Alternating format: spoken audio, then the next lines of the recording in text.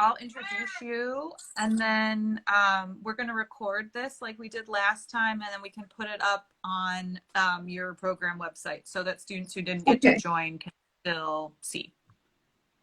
Okay. Okay. Okay. I So mean, everybody, oh, sorry. Go ahead. Sorry. Go ahead. I'll be quiet. okay. So everybody, I'm Courtney. I'm the study abroad manager at University of Washington, Tacoma, and I'm joined by Dr. Mary Hanneman today. We're going to talk about the China Past and Present program. So Mary, the way that we've been doing this is just having you maybe ask, or excuse me, just start by sharing some of the highlights of the program and the things that you are most excited for students to experience, and then students can ask questions as they see fit, and I have some backup questions too just in case. Okay. Well, hi, Courtney. Thanks for organizing this and arranging it. So highlights of the trip, I think I would just start by saying that the highlights of the China trip are the best parts about it are the things that you get just from study abroad. And that, I mean, I always feel a little awkward kind of promoting other study abroads, but I think the fact is that study abroad is just great no matter where you go. I think I've always thought that China is a little bit more of a difficult place to travel on your own, and so if you can do it as a part of a study abroad with a group of people who kind of a built-in network, it's a great way to travel. Our program, the plan is that this summer we will be in Shanghai, which is an amazing city. It's China's largest and kind of most dynamic city. I think it was the backdrop of Tom Cruise's most recent Spider-Man movie, if you want to take a look at that. We're not going to be climbing the side of any buildings, but hopefully anyway.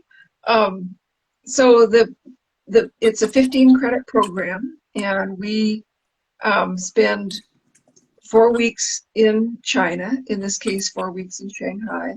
I mean, I do want to say kind of at the beginning here that all of this is unfortunately predicated on the COVID situation.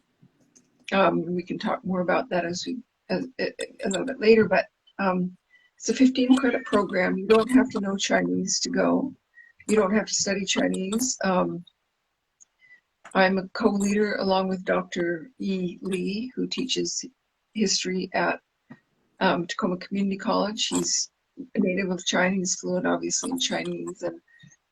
And we've been working, he and I have been working together for 15 years or so. And we have a lot of connections in China. And so one of the neat things about the program is being able to kind of tap into local resources, local scholars, local students in local institutions, and kind of get a little bit more of an insider view of China than you would normally get. So I don't know, Courtney, I don't want to just kind of blather on here. If you have some questions or prompts and things that Sure. might be of importance. Sure. I think a lot of students are interested in understanding what the coursework for a study abroad program, like the past and present, program, is like compared to, taking a normal on-campus UWT course. Well, that's a good question. And like I said, it's 15 credit program. And, you don't get 15 credits for just, you got to do something to get 15 credits. So there is that.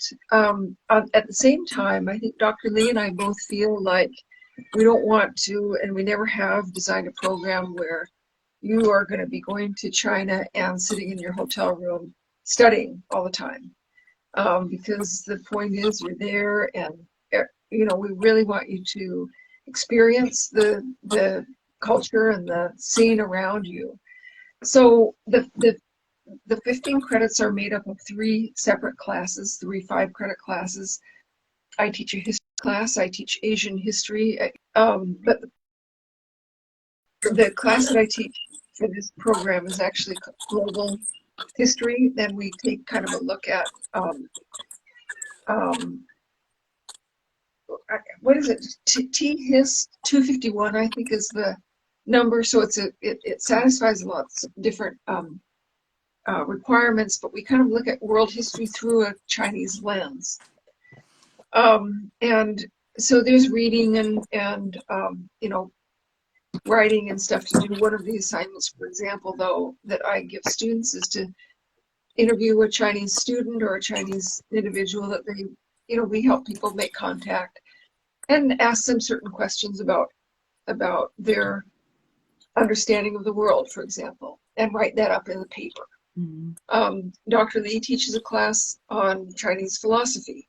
So he talks about Confucianism and Buddhism, Taoism, and he's good at making things relevant to kind of what you're experiencing. So, you don't need to think about philosophy as being some kind of bunch of old dusty books, but a way of kind of engaging with the culture around you and thinking about what are some of the kind of the perspectives or the worldviews that people bring. So he also has some, reading and papers and stuff to write. And then finally, our other 5-credit class is called Experiencing China. And that is we do various field trips.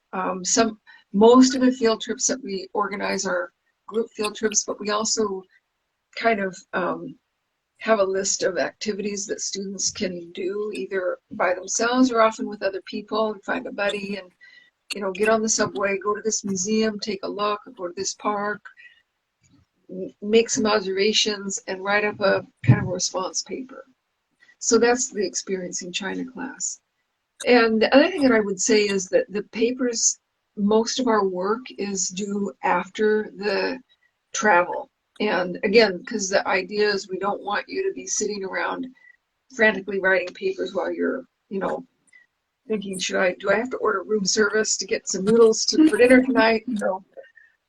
So we, usually there's some time after the end of the quarter to kind of get back and, get your ducks in a row and get your papers in and stuff. Mm-hmm. So I don't know, Courtney, if that kind of answers some of the main questions on that. It sure does. I think, Mary, can you think of anything off the top of your head, any specific like sites or museums or anything specific that you're going to be doing in Shanghai? Because I know students like to Google things, look at stuff in advance, maybe put themselves in their shoes. That's a really good question. That's a really good question. There's Shanghai, from a historical point of view, Shanghai is one of the cities that was most kind of, it was kind of at the forefront of China's 19th century engagement with the West. And so a lot of foreign businesses came into China through Shanghai.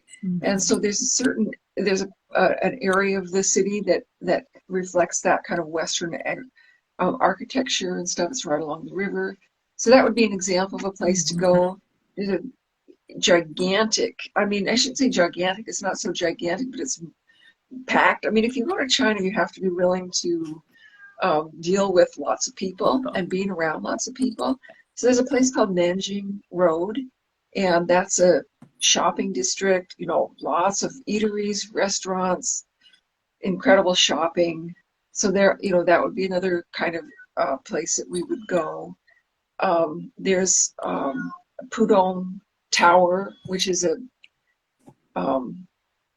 just a tower where you can kind of get up and see the scenery.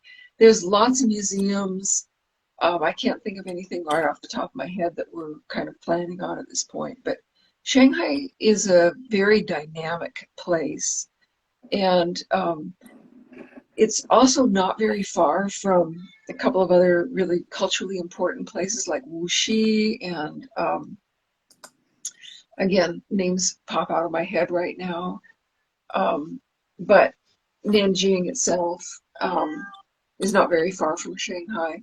What we usually do, and again, this is kind of contingent on the COVID situation, but what we usually do when we go to China is we stay in one place for 3 weeks, and then we do some traveling for another week. And if we are able to do that this year, this summer, we would go to some of the towns along the Yangtze River. The Shanghai is right at the mouth of the Yangtze River, and it's not only is it a very modern and cosmopolitan place, but it's got a lot of history as well, ancient history, Chinese history. So, what we would try to do is get out into some of the smaller areas, a little bit, maybe take a look at some rural areas and that sort of thing. So that was an excellent answer, Mary. Thank you. Thank you.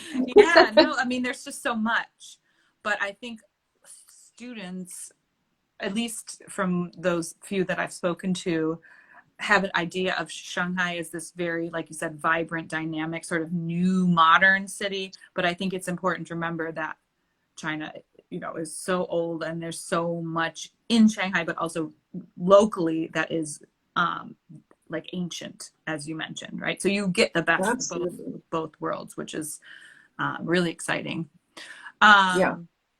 I was going to actually piggyback off of your COVID comment, because I know a lot of students have, of course, lots of questions about COVID. And I'm going to start by saying some general OGA specific things, and then feel free to add on. But for those students who are worried about COVID, and I understand we all are still feeling various degrees of anxiety about it. I have had a recent conversation with the University of Washington's Global Travel Security Manager. So he's the person in charge of basically knowing where every student, staff, and faculty member at UW is outside of the country, and keeping abreast of, political issues, disasters, war, all this. It sounds like a really hard job to me. But anyways, we had a long conversation about COVID, and the message that I'm getting from him and from other colleagues is that, students are studying abroad right now, and we're in a pandemic. Students studied abroad in fall and autumn quarter, and we were in a pandemic then. And it's very dependent upon the country that we're going to be studying in, so China in this case. But really, I think the most important thing for students to understand that is, if you are vaccinated, that is really your ticket to study abroad. If you are not, then it's a lot more challenging, because we have to adhere to other countries' vaccine rules and mandates. So it's really, like in the United States, it's kind of two competing lifestyles. Those who are vaccinated are able to move about the world more freely, and those who are not are not. So that's what I will say. We are really optimistic. And like I said, we have students at the UW who are studying abroad right now. And things are quite tricky at the moment. So that's all I have to say about COVID. I want to give people a clear picture. We don't, or as much information as we have rather right now. So we're really optimistic in general. Mary, is there anything you wanted to say about China and COVID specifically? Well, I would say that a couple of things. One is that I think that China, from a health standpoint, in terms of COVID, is probably pretty safe. Yeah. I think they've been keeping their numbers way down. And if you've been following the news, you know that they've been using some pretty strong-arm tactics to do that. You might be aware of the fact that this northwestern city of Xi'an, 13 million people, closed right now, lockdown. So from a kind of health and safety point of view, I feel comfortable. I would feel completely comfortable being in China. I think that the issue is really going to be whether China opens up to foreign travel. I mean, they've got the Olympics coming up next month, so obviously they're going to be open for that. Now, whether they're going to be, and to what extent they're going to be open for, study abroad students, in other parts of the country besides Beijing area, we'll have to wait and see. Yep. And Courtney, you can probably talk, from the OGA point of view. I think it's important for students to understand that if they apply and the study abroad doesn't go, they're not going to be out any cash. Exactly. They're not, it's not, it's, Exactly. I'll let you kind of speak to that. Yeah. Thank you, Mary. Yeah. So exactly as Mary said. So the first thing to remember is applying to study abroad doesn't cost anything. You don't pay for study abroad until the quarter that you are studying. So for the China program, for instance, you aren't paying anything until mid-July if the program runs. But if something were to be canceled because of COVID, you would not be held accountable for any of the money that you would, need to pay. There is no fee that you would need to pay to UW. Something else to remember, obviously money is a large factor for most students, but something else that I know is worrisome is that students worry that they're going to find out too late that a program is canceled, right? That is also not the case. Unfortunately, this year is the third year that we've been dealing with this. And in the first year that we dealt with this in 2020, we canceled, all of our summer study abroad programs at the beginning of spring quarter. So students still had a whole quarter to pivot, make new plans, figure out what they were doing for the summer, et cetera. And that's what we would continue to do because we understand that y'all need to have the time to make new decisions and new plans. So I know it's hard not being certain. We are feeling the most positive and hopeful we felt since 2020 or 2019, I guess. But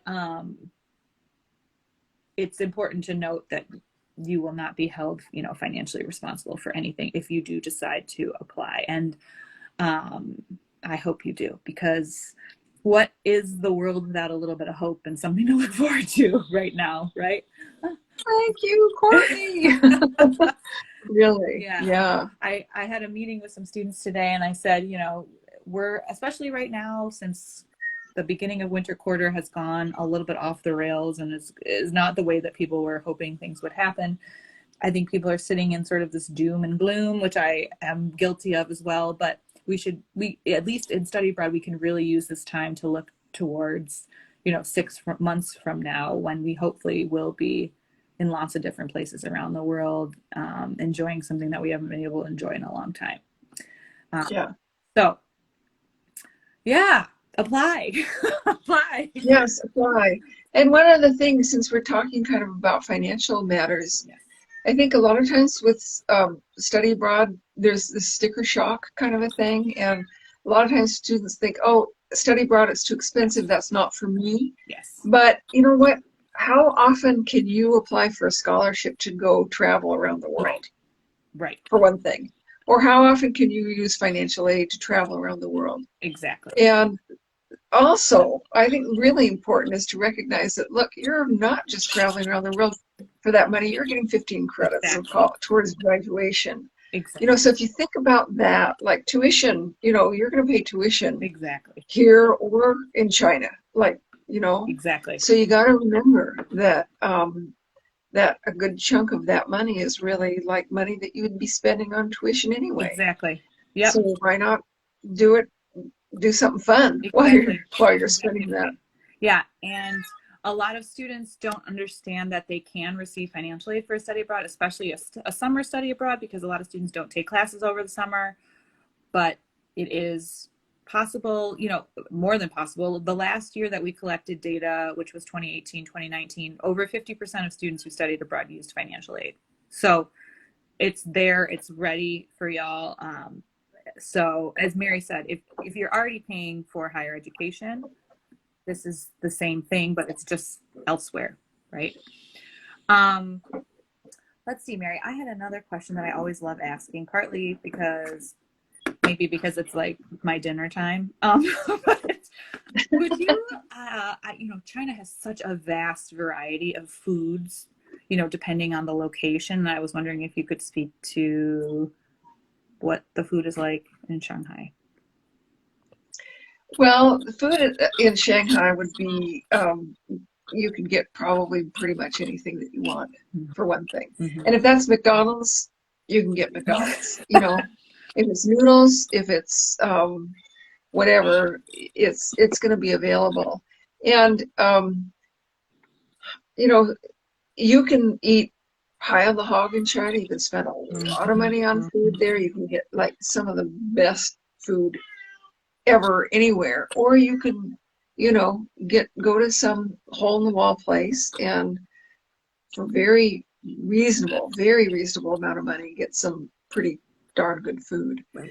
A lot of times people worry about, well, am I going to get sick? I think that we have had the experience with our students in China before that the food is pretty safe. I think that a lot of times there's a bit of a shock to the system in terms of climate and travel and unfamiliar foods, and that's always your body has to adjust to that. But yeah, I mean, I love the food in China. I love to be able to experiment with different things. I'm not quite as adventurous. One time my daughter went with us. She was 14 and she decided she wanted turtle. Yeah. And so she said she was going to eat everything, She ordered turtle and they brought out a live turtle in a basin and said, will this one be fine? And she kind of gulped and said, yeah, that looks good. And she ate it. But the point is you can be as adventuresome as you want with food. The other thing about China, there's always going to be rice. If you just like, you know what, I just need something. There's always going to be rice. So, there's always something. Everyone always wants Taco Bell as soon as they get back. What's the deal on that? I don't know, but because they have. There's a lot of talk about Taco Bell. But you know what? You are right, though. I think sometimes when you're in a certain culture for a long time and you're eating what you feel like is similar food, after a while you're like, I just want something else. The cool thing about Shanghai, like you said, is it's quite an international location. So unlike other areas in China, I imagine, I've not been to Shanghai, but I have several friends who have, and they said they had wonderful meals from lots of different cultures, not just Chinese food, right? So if you're feeling like you've had enough noodles, maybe you can go get some Indian or go get some Italian or something, right? Or go to McDonald's. Absolutely. Yeah. And that's the other thing about doing a study abroad that I think is super cool is that you've got built-in friends. Yeah. You can say, hey, you know what, let's go to this pizza place tonight. Yep. And there's going to be 3 or 4 people that say, yeah, that sounds cool, let's do it. So that's the other thing that's so great about study abroad is that you have people to do stuff with, and you have adventuresome people to do stuff with. Exactly. And that actually leads me to another question, Mary. Do you have? It's almost 8:00, and I know we started a few minutes late. Do you have a few more minutes? Sure. Okay. 2 more questions then. One of them is related to what you just asked, or what you just said about spending time with other students. What about free time? I know some students, would like to do some things on their own. Can you talk about whether that's a possibility with the China program? Yes, we always do build in free time because we really do want students to be able to engage on their own terms. Right. China is, in general, urban China is pretty easy to get around, and it might seem pretty intimidating, when you're sitting here in Tacoma or wherever, like, oh, really? Could I get on a subway in China and go someplace? Yes, you can, and we want people to do that. We encourage a buddy system. But yeah, that's really something that I think we feel is really an important component of the study abroad is allowing people to engage on their own terms. And so free time is definitely something that we build into the program. Great. Wonderful. And then I guess the last question is, what is a piece of advice that you would give to a student who's thinking about participating in your program or in any study abroad program? Do it. Like 2 words. Yeah. I did study abroad when I was in college, and it is really a life-changing kind of a thing. I mean, I always feel so kind of sappy saying that, Mhm. but it's really true. Mhm. And the thing that I just get such a big, that is so rewarding to me is taking students who maybe have never been out of Washington State, Mhm. Mhm. and taking them to China and like just getting to see something different, and also having Chinese get to see American students. Yes. I mean, I just think that that exchange is super neat. We often have Asian American students Yes. who, Chinese people think, well, wait a minute, you kind of look Chinese. What's the deal? And it's Mhm. like, well, yeah, have some Chinese heritage, but we're Yep. Americans. And I just think that is super cool. That is Mhm. such an amazing message for Chinese, Yeah. native Chinese people to get. Yeah. Shattering stereotypes about what it is to be an American. Yeah. And also for students, no matter what their identity is, being in China in a really homogenous society really makes you stop and think about who you are and how your identity fits in here and in other places. And I think students are often put into new experiences and learn new skills, not necessarily just about China, but about themselves that they'll take with them right into a job or like me, 20, God, not 20, almost, let's see, 17 years ago, right? I still have lessons from my first study abroad. So you're right, Mary. Just do it. If we could use that Nike cliche, it would be just Swoosh! swoosh it up. Yeah. Just do it. Well, Mary, I know you're always so helpful to students. I just want to reiterate this to everyone that's here or that's going to watch later. Sometimes students have specific questions about the program, and I always encourage them to reach out to you because you're very willing to talk to them. So for those that are interested, please visit our website. This will be up on the website and you can find Mary's email address there. And yeah, as always, I'm jealous and I would like to go. Yeah, we want you to go. Yeah, absolutely. Feel free to email me, or if you have some other questions, we can set up a Zoom or whatever. So just don't hesitate.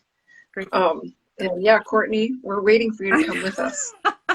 Bring your kitties. They would love it. Oh, they would love it. I was going to say one more thing, Mary. For those who are here, a reminder, the deadline for this program is January 31st, so we still have several weeks. So if you have questions about the application process or anything, reach out to us here on Instagram or anywhere else. And Mary, I'll be in touch tomorrow with this video in case you want to share it with anybody else, and we'll put it on the website. But thank you for coming. And Mary, Yeah. good luck with the floors and the cat. Thank you. Thanks a lot. Sure. Thanks for setting this up. Thank you for coming, and thanks for dealing with all the tech stuff. Yeah. Bye, Okay. Mary. All right.